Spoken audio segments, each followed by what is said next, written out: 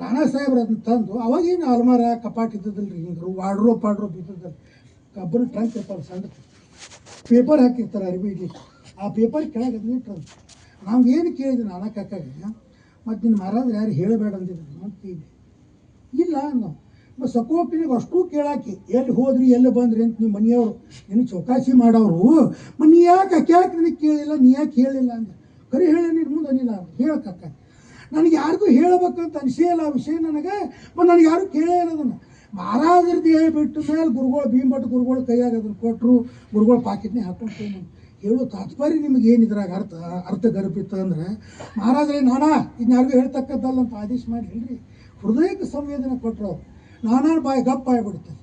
Hi ಅಂಥವ್ರು ಸದ್ಗುರು ಹುಡುಕ್ತಿರ್ತಾನೆ ರೀ ಅವ, ಗೋಲ್ ಮ್ಯಾಲೆ ಎತ್ತ ಯಾವ ಎತ್ತ ಕೀಳಿ ನಾವು ಅಷ್ಟು ಅಲ್ಲೇ ಪ್ರಪಂಚಕ್ಕೆ ಬಡ್ದಾಡ್ಕೊಂಡು ಪ್ರಪಂಚದಾಗ ಮುಳುಗಿ ಇವ್ರು ಹೇಳ್ತಿದ್ರಲ್ಲ ಯಾಕೆ ಸಪ್ತಾಹ ಬರಲಿಲ್ಲ ಅಂದ್ರೆ ಮಾಯಾ ಡಬ್ಬಿ ಸಿಗ್ತದೆ ಹೆಗಲ ಮೇಲೆ ಕೂತದ, ಡುಬ್ಬದ ಮೇಲೆ ಕೂತಿದ್ರೆ ಒಂದು ಮಾಯ ಕೂತಿಲ್ಲ ನಮಗೆ 10-20 ಮಾಯ ನಮ್ಮ ಡುಬ್ಬದ ಮೇಲೆ ಕೂತು ಗುಮ್ಮಲಿಕ್ಕತ್ತಾವೆ. ಅದಕ್ಕೆ ಆಗೋದಿಲ್ಲ ರೀ ಯಾವ ಕೆಲಸನೂ ನಮ್ಮ ಕಡೆ. ನಮ್ಮ ಭಕ್ತಿ ಅಂದ್ರೆ ಎಷ್ಟಾಗಿದ್ರಿ, 4 ಹೊತ್ತಿನ ಭಜನೆ ಮಾಡಿದ್ರೆ ಮುಗಿತೀರಿ ನಾವೆಲ್ಲ ಆಧ್ಯಾತ್ಮ ಸಾಧನೆ ಮಾಡಿದಂಗೆ. ಆ 4 ಹೊತ್ತಿನ ಭಜನೆಗೆ ಒಂದು ಮೆಟ್ಲು, ಅದ್ರ ಮುಂದಿನ ಮೆಟ್ಲಿಗೆ ಹೋಗ್ಬೇಕಲ್ಲ ನಾಮಸ್ಮರಣೆ, ಅದ್ರ ಮುಂದಿನ ಮೆಟ್ಲಿಗೆ ನೀ ನಿರ್ವಿಕಾರ ಬ್ರಹ್ಮ ನಿರ್ವಿಕಲ್ಪ ಆಗ್ಬೇಕ್ರಿ. ಏನಪ್ಪ ಅಧ್ಯಾತ್ಮ ಇದು ನಿರ್ವಿಷಯ ವಿಷಯಾರಂಭ ಅಧ್ಯಾತ್ಮ ಪ್ರಸಾದ್ ಯೋಗ ಸೂತ್ರ ಮೊದಲೇದ ಬರೆದಿಟ್ಟವ.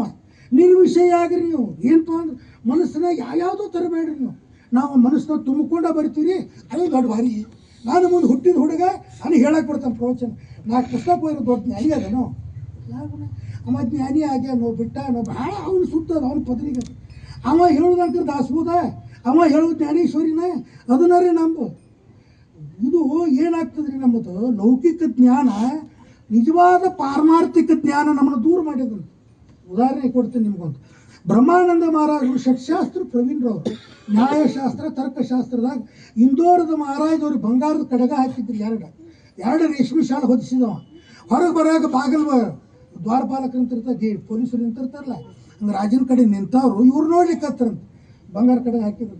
ಇವ್ರಿಗೆ ಏನಿದ್ರು ತೆಗೆದು ಕೊಟ್ಬಿಟ್ರೆ 2-2 ಒಂದೊಂದು ತೊಗೊಂಡು ಹೋಗ್ರಿ ಬಂಗಾರ ಕಡೆ. ನನಗೇನು ಅದರಿಂದ ಆಗೋದದು, ನನಗೆ ಬಂಗಾರ ಅಷ್ಟ ಮಣ್ಣು ಅಷ್ಟ ಅಂತ.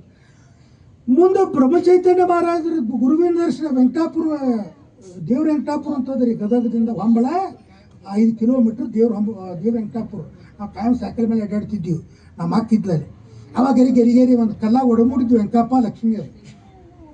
ಅವಲ್ಲೇ ನವರಾತ್ರಿ ಮಾಡ್ತಿದ್ರು, ಅನುಷ್ಠಾನ ಮಾಡ್ಕೋತ ನಾಮಸ್ಮರಣೆ ಮಾಡ್ಕೋತ ಕೂತಾಗ ವೆಂಕಟೇಶ್ವರ ಕನಸ್ನೇ ಬಂದು ಹೇಳಿದಂತೆ, ನಿನಗೆ ಇಲ್ಲಿ ಕೆಲಸ ಆಗೋದಿಲ್ಲ ನನ್ನ ಕಡೆ, ನಿನ್ನ ಸದ್ಗುರು ಉತ್ತರ ಪ್ರದೇಶ ಉತ್ತರ ಭಾರತನಾಗ ಕಾಯ್ಲಿಕ್ಕತ್ತಾನ, ನೀವು ಉತ್ತರ ಭಾರತಕ್ಕೆ ಹೋಗಿ ನೀ ದೇವರಿದ್ದೆ ನಾಯಕವನ ಕಡೆ ಹೋಗ್ಲಿ ಅಂತ ಬ್ರಹ್ಮಾನಂದರು.